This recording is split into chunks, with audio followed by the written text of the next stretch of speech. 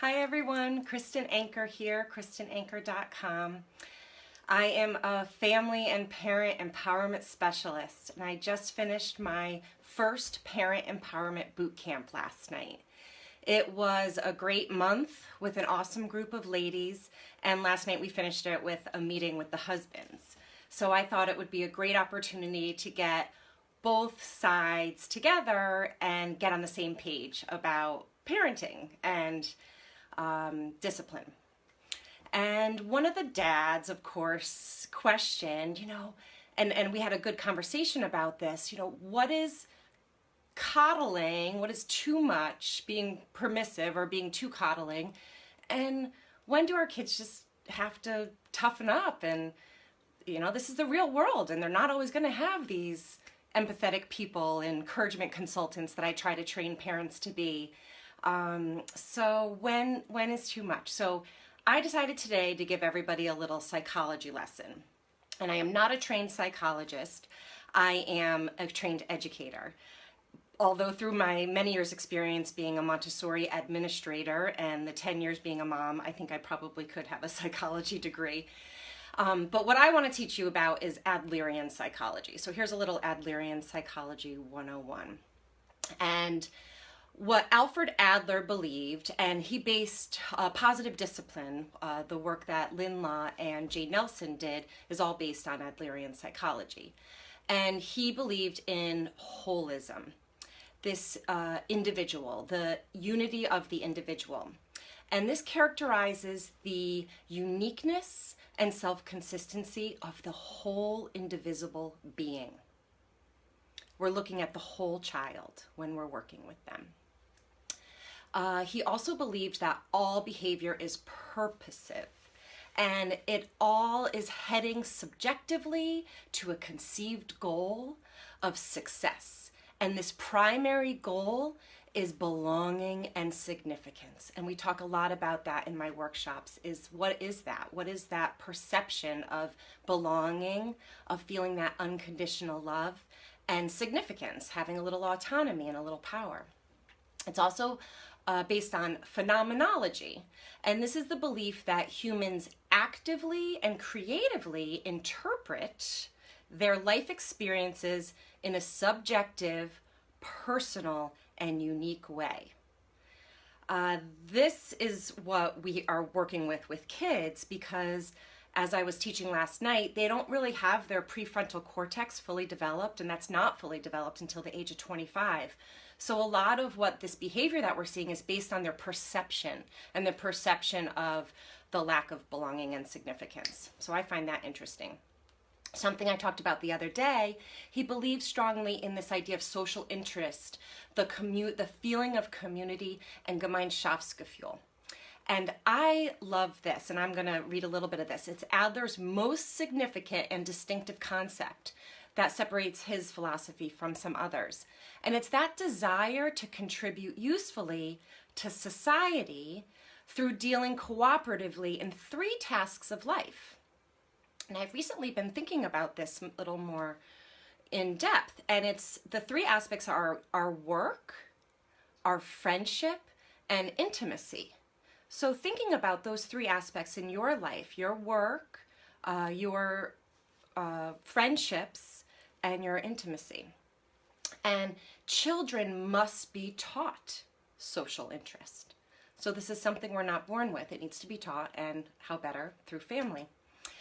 He believes in democratic living. So this implies that personal freedom must exist within social order, developed through mutual respect, personal responsibility, and cooperation rather than competition.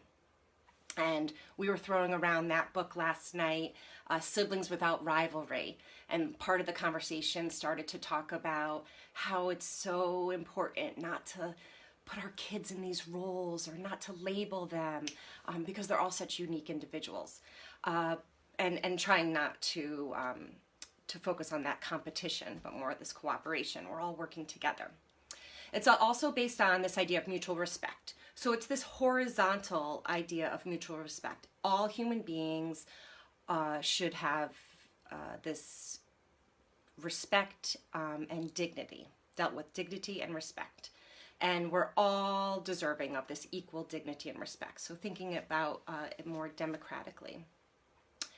And my favorite, encouragement. So it implies faith in people as they are, focusing on assets and strengths, and in order to build self-confidence and courage. So children need encouragement like a plant needs water. So how can we focus on those strengths to build their self-confidence, and then hopefully that'll toughen them up so they can go off into this tough world that we have, but that encouragement. It's also based on, everybody has this different lifestyle or this different way of being. And I talked a lot about this last night, and we talked about our different top cards and what is our lifestyle, what are our characteristics, our assets, our liabilities, and what could we possibly be bringing out in other people because of maybe our liabilities. And it's just because of our personality, of who we are, of our lifestyle. And it's this plan or pattern of living that each person develops creatively based on their own perceptions of their life and their environment and their view of themselves, of others, and in the world. And then we have to think about their separate realities that, and here's the tricky part with kids, in any given situation or circumstance, everybody will see things in their own personal way and their own perception. So there'll be just as many perceptions as there are people in any given situation, because we all come about it with our own background and with what has happened to maybe us and our lifestyle that we've grown to live. The next one is to have the courage to be imperfect, and that mistakes are opportunities to grow and to learn, and that risk-taking is how we learn, and that not all risks you're going to succeed, and to build on the positive rather than the negative, and just avoid fussing about mistakes.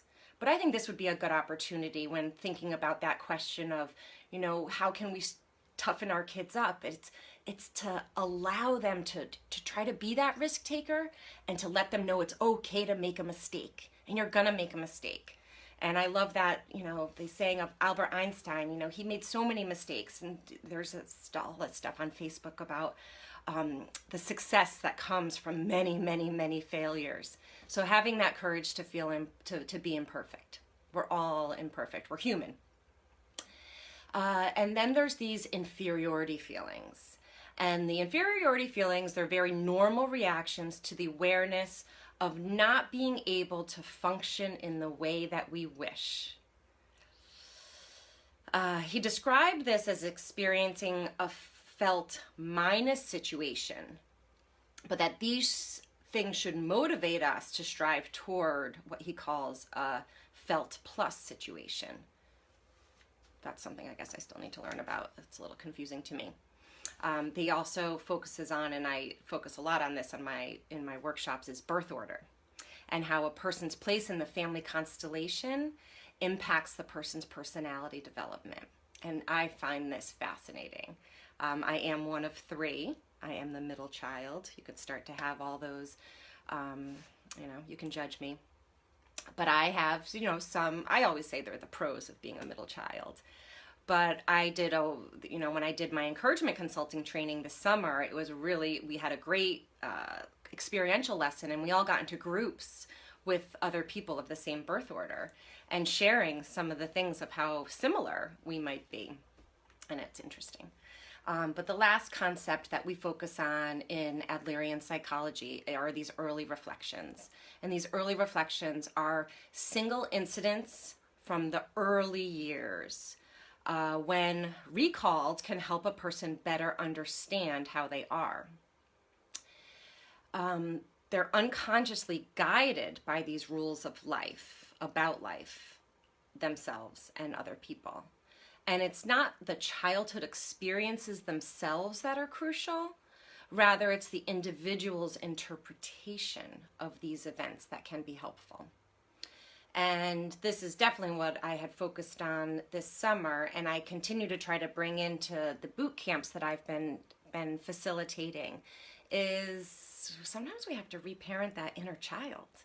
You know, there's something that maybe happened, or experiences that may have happened to you, that there might be a block there when you're trying to do something with your own kids, or maybe it's a trigger that comes up, and it's something that happens a lot, so you can be aware of it. And it might be based on this blueprint that we created back when we were 6 years old. So I help parents to get over that as well. But there's a little Adlerian Psychology one-on-one. I hope it didn't bore you too much. I find it all fascinating. I love all this stuff. But I have something very special coming up in February that I can't wait to tell you more about. And a few more boot camps planned in Rye, New York, coming end of February, March, and then back in Weston, Connecticut in March and April. So look out for those. I will be posting on my website. Thank you and have a great day. Bye.